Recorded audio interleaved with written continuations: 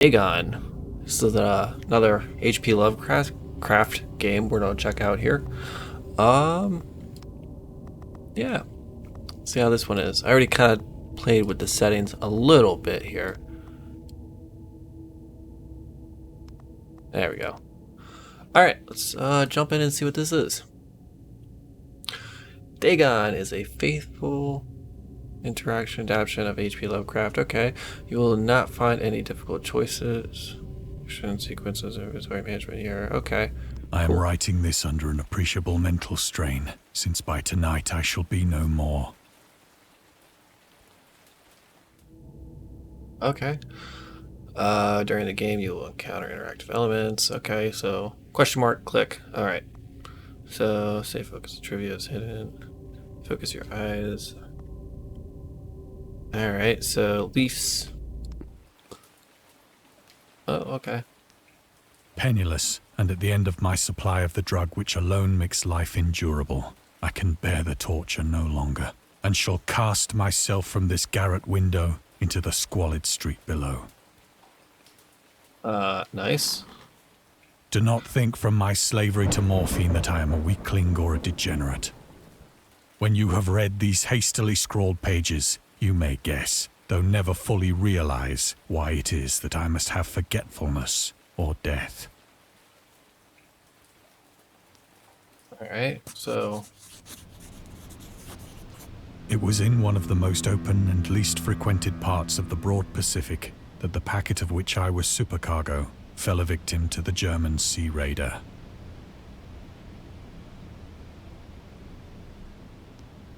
Anything to look at? Interesting. Alright. The Great War was then at its very beginning, and the ocean forces of the Hun had not completely sunk to their later degradation. So that our vessel was made a legitimate prize, whilst we of her crew were treated with all the fairness and consideration due us as naval prisoners. Alright, I kind of thought this was going to be more like the shore and, you know, walking around looking at stuff, but I guess this is more like... Okay. If you guys want, you can pause it and read it. Otherwise, okay. Refusal to take prisoners was a clear breach of the laws. Alright. Go to the next spot. So liberal, indeed, was the discipline of our captors, that 5 days after we were taken, I managed to escape alone in a small boat with water and provisions for a good length of time. So, anything else for me to click? Oh, okay. When I finally found myself adrift and free, I had but little idea of my surroundings. Yeah. Never a competent navigator, I could only guess vaguely by the sun and stars that I was somewhat south of the equator. Of the longitude, I knew nothing, and no island or coastline was in sight.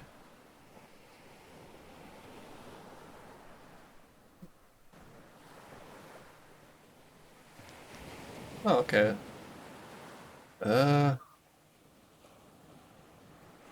So, click on the moon? The weather kept fair, and for uncounted days I drifted aimlessly beneath the scorching sun, waiting either for some passing ship or to be cast on the shores of some habitable land. I click on the sun, but the sun's not there. Alright, so we got some water. Can't click on anything else. But neither ship nor land appeared, and I began to despair in my solitude upon the heaving vastness of unbroken blue. The change happened whilst I slept. Uh-oh. Its details I shall never know, for my slumber, though troubled and dream-infested, was continuous.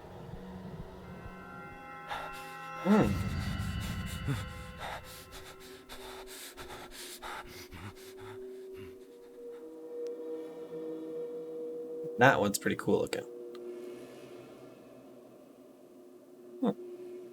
Nothing. Look at that. Ooh. Alright. When at last I awoke, it was to discover myself half sucked into a slimy expanse of hellish black mire, which extended about me in monotonous undulations as far as I could see, and in which my boat lay grounded some distance away. Come on, dude, that's like 30 feet. Like, what the hell? Though one might well imagine that my first sensation would be of wonder at so prodigious and unexpected a transformation of scenery, I was in reality more horrified than astonished. For there was in the air, and in the rotting soil, a sinister quality which chilled me to the very core. The region was putrid with the carcasses of decaying fish, and of other, less describable things which I saw protruding from the nasty mud of the unending plain. He's a little upside down over there. Perhaps I should not hope to convey in mere words the unutterable hideousness that can dwell in absolute silence and barren immensity. There was nothing within hearing and nothing in sight save a vast reach of black slime. Yet the very completeness of the stillness and the homogeneity of the landscape oppressed me with a nauseating fear. Yeah, The sun was blazing down from a sky which seemed to me almost black in its cloudless cruelty, as though reflecting the inky marsh beneath my feet.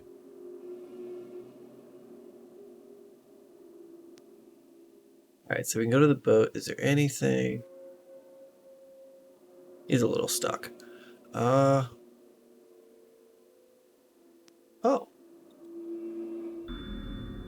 Alright.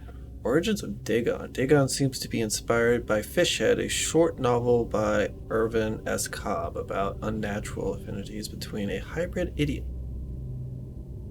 Just that. Hybrid idiot. Alright. Strange fish. Dream that whole. Huh. Topics seem. Alright. Move on to the next, I guess.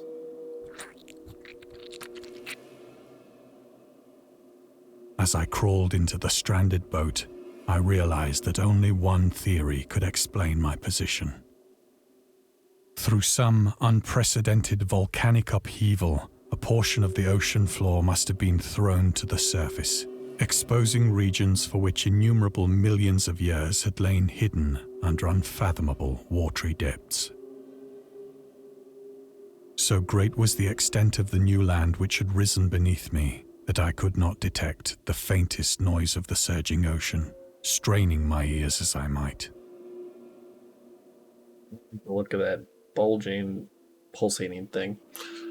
Nor were there any seafowl to prey upon the dead things. So, that's our next bit. Anything at our feet? Doesn't look it. Huh.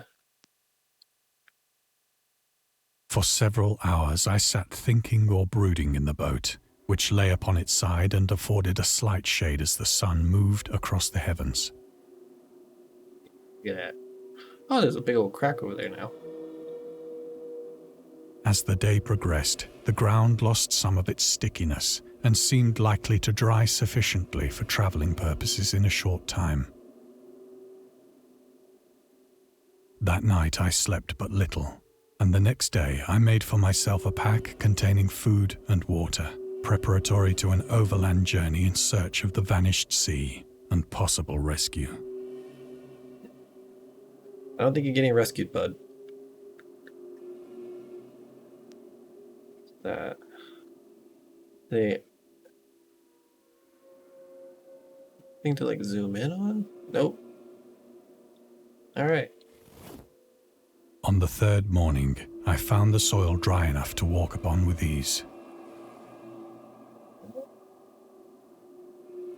Yeah, it doesn't really look dry there, but The odor of the fish was maddening, but I was too much concerned with graver things to mind so slight an evil, and set out boldly for an unknown goal.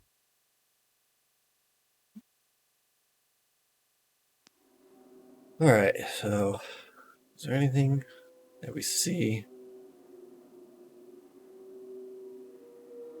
Feet? Nope.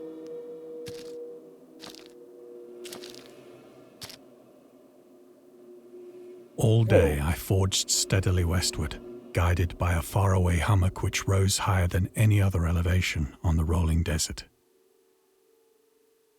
Yeah, that... I'm not up to date on H.P. Lovecraft and all the Cthulhu monsters and stuff, but that is definitely something. And that looks like one of the bugs from Space Troopers. Yeah. All right.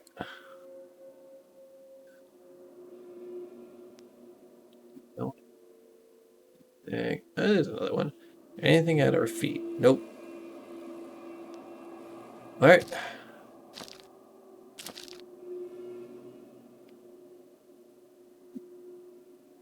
Big old whale. All right. What do we got here? Anything? A giant crab leg. And, yeah.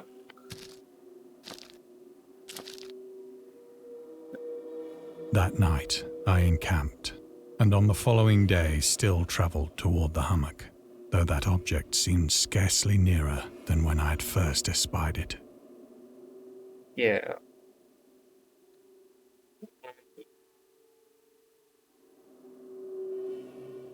That looks like a giant worm. Oh. All right. Creative Cthulhu mythos and fictional Immersidia.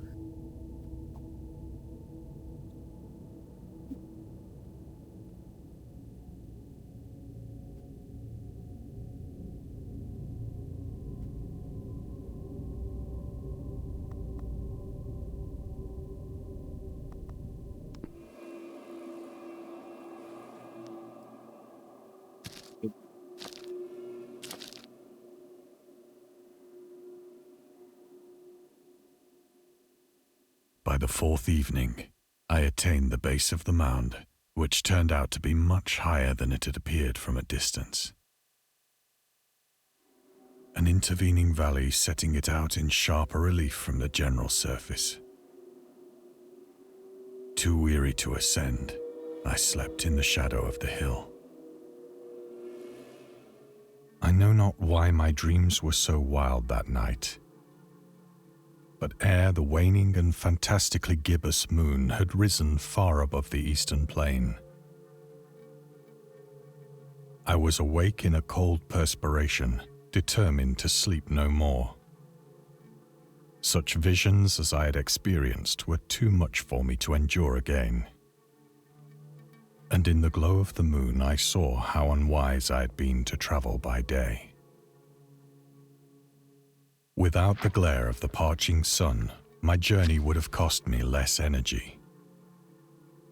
Indeed, I now felt quite able to perform the ascent which had deterred me at sunset. Picking up my pack, I started for the crest of the eminence.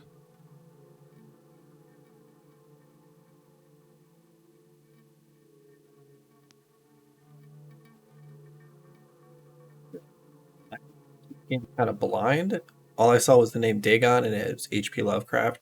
So I'm a big fan. Obviously, I haven't read all of the books or anything like that, but wasn't really expecting this kind of game.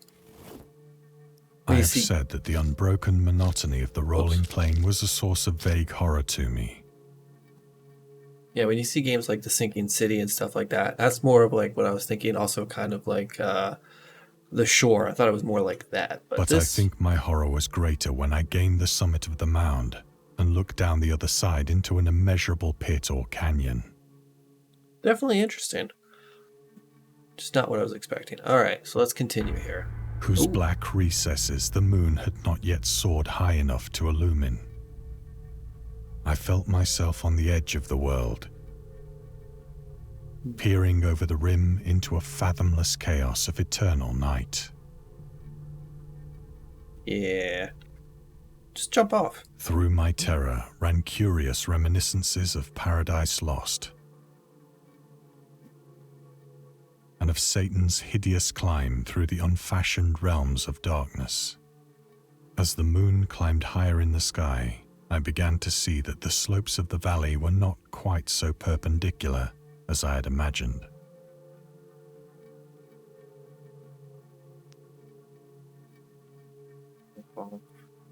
Let's see. There's nothing for us to look at.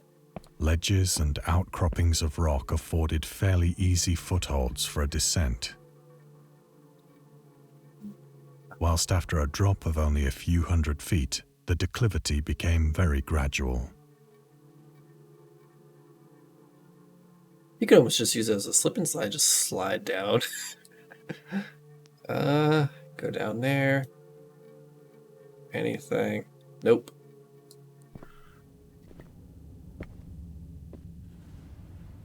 Urged on by an impulse which I cannot definitely analyze, I scrambled with difficulty down the rocks and stood on the gentler slope beneath, Alright, we got a big old square. gazing into the Stygian deeps, where no light had yet penetrated. Rectangle, that's the word I wanted. Alright. All at once, my attention was captured by a vast and singular object on the opposite slope, which rose steeply about 100 yards ahead of me. Alright, An let's go check object it that out. gleamed whitely in the newly bestowed rays of the ascending moon. Alright, is there anything? Stars? Moon? Alright, let's go get closer to the big monolith looking thing. That it was merely a gigantic piece of stone, I soon assured myself. But I was conscious of a distinct impression that its contour and position were not altogether the work of nature. A closer scrutiny filled me with sensations I cannot express.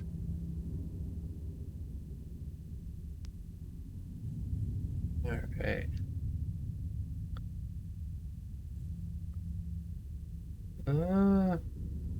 Yeah, at least we stopped the moon. Alright. For despite its enormous magnitude, and its position in an abyss which had yawned at the bottom of the sea since the world was young, I perceived beyond a doubt that the strange object was a well-shaped monolith, whose massive bulk had known the workmanship and perhaps the worship of living and thinking creatures. Dazed and frightened, yet not without a certain thrill of the scientist's or archaeologist's delight, I examined my surroundings more closely.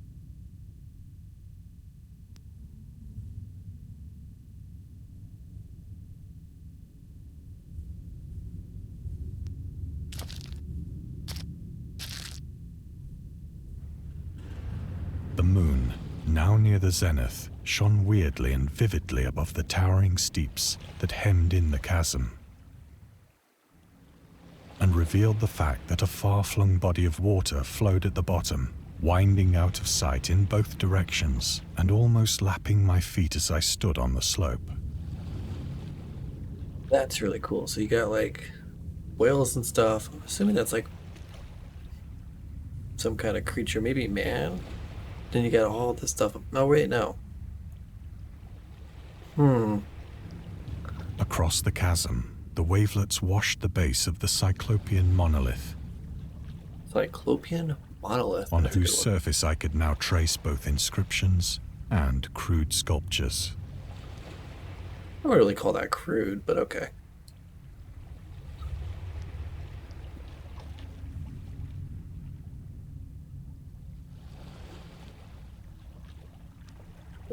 Alright.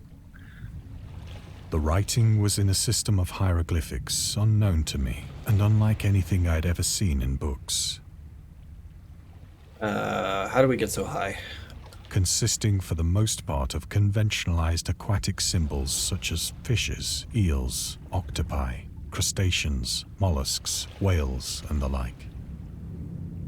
Several characters obviously represented marine things which are unknown to the modern world, but whose decomposing forms I had observed on the ocean-risen plain. It was the pictorial carving, however, that did most to hold me spellbound.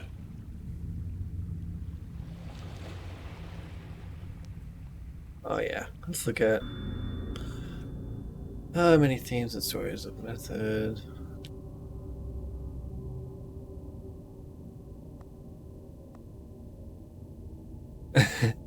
But let's skip the details in order not to spell. Okay, cool.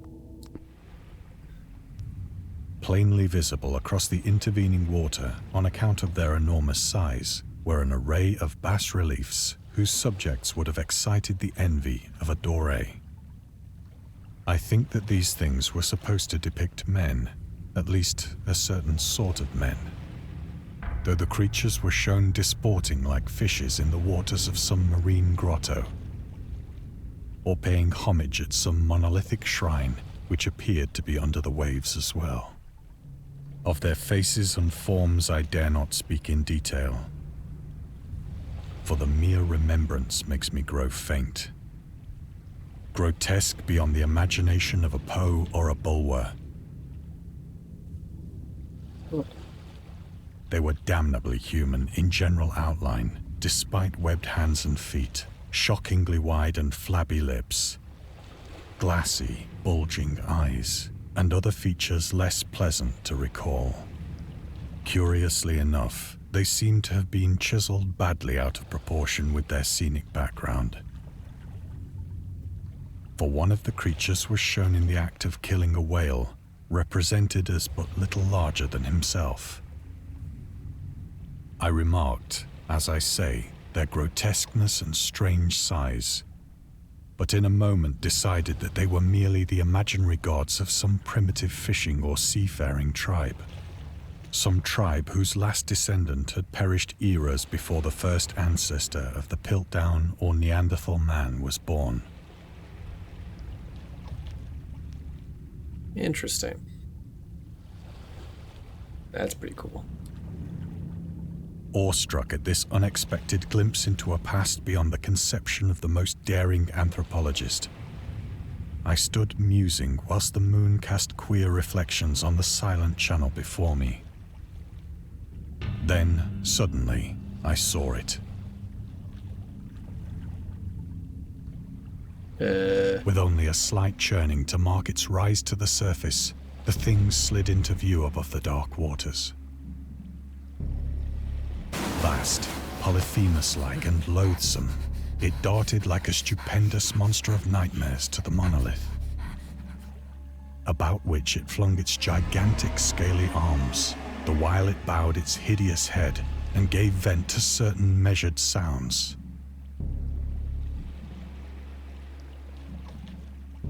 I think I went mad then. I think I would too if a big thing jumped out of the water like that. Of my frantic ascent of the slope and cliff, and of my delirious journey back to the stranded boat, I remember little. Alright, so... wobbly vision, alright.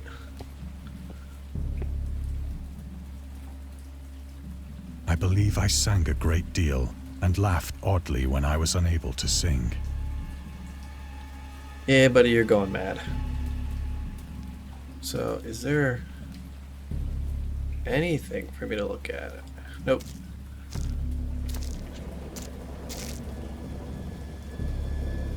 I have indistinct recollections of a great storm sometime after I reached the boat. At any rate, I know that I heard pearls of thunder and other tones which nature utters only in her wildest moods.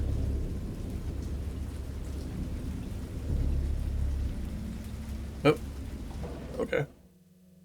Passed out, I guess? When I came out of the shadows, I was in a San Francisco hospital, brought thither by the captain of the American ship which had picked up my boat in mid-ocean. In my delirium, I had said much, but found that my words had been given scant attention. Of any land upheaval in the Pacific, my rescuers knew nothing. Nor did I deem it necessary to insist upon a thing which I knew they could not believe.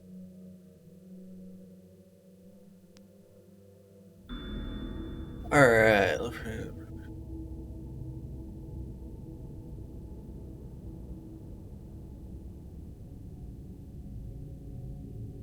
Alright, why is it humans being...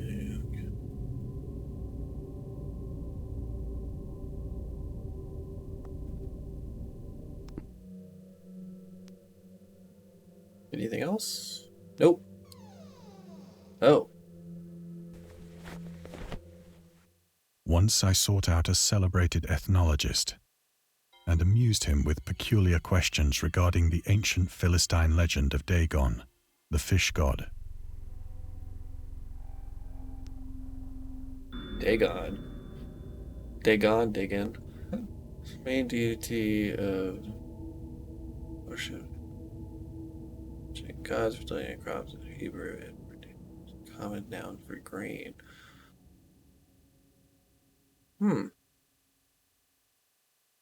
Taken for a fish god due to the wrong interpretations of his name, as in Hebrew, the word dag means fish. Ah, okay, that's something new. Ruling over the deep ones. A humanoid race with fish traits. Alright, now... go there. Is there any other little... So weird not being able to, like, move around. But soon perceiving that he was hopelessly conventional, I did not press my inquiries. Necronomicon. Ah. Writer, okay. The most questionable decisions involve introducing the good versus evil doctrine. Alright. Devout Catholic to Cthulhu mythos, which contrasted with Lovecraftian into the world is approached cosmic horror. Alright. Cool. Cthulhu.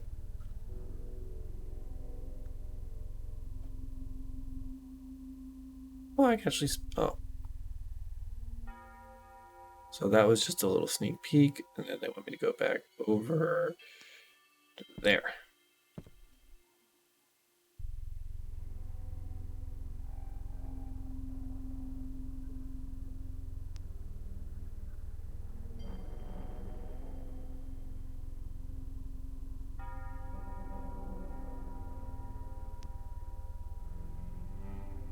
Well, there's gotta be something over here, right?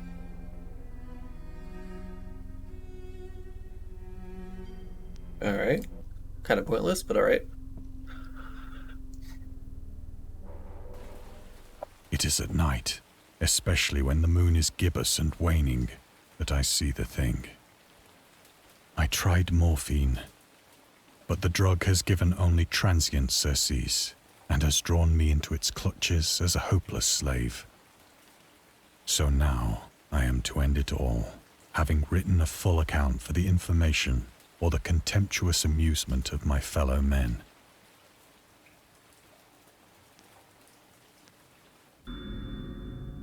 Hated tobacco. Huh. He used to smoke when he was 12 in order to adult in order.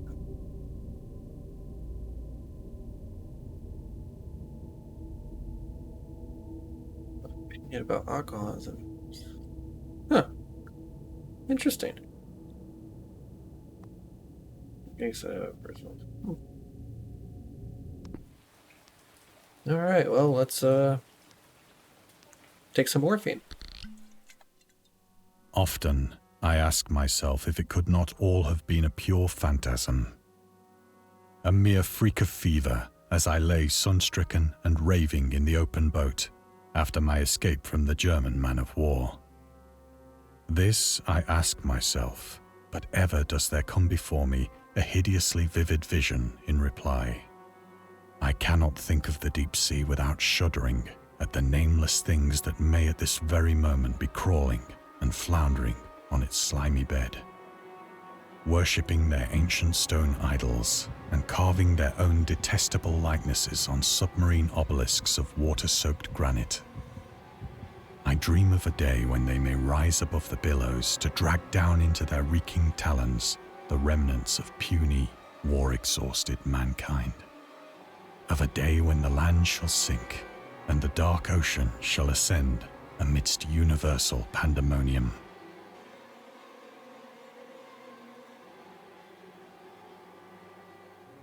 Oh, all right, we're all heading towards the city here. The end is near.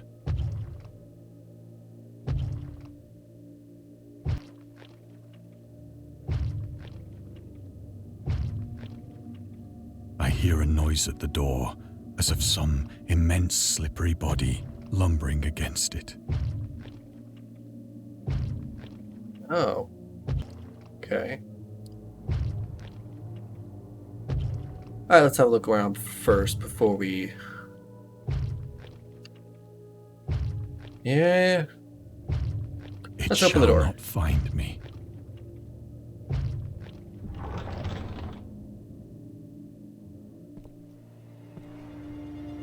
God, that hand!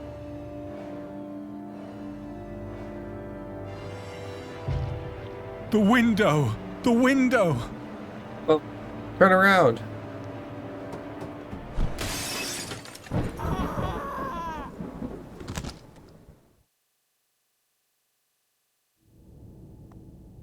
Huh. Get through the... It's actually pretty cool. Check out there's DLCs. Alright, cool. Well, that was Dagon, everyone. Hope you enjoyed. Slightly different, I guess. But, yeah. Check it out, Dagon, and thanks for watching, guys.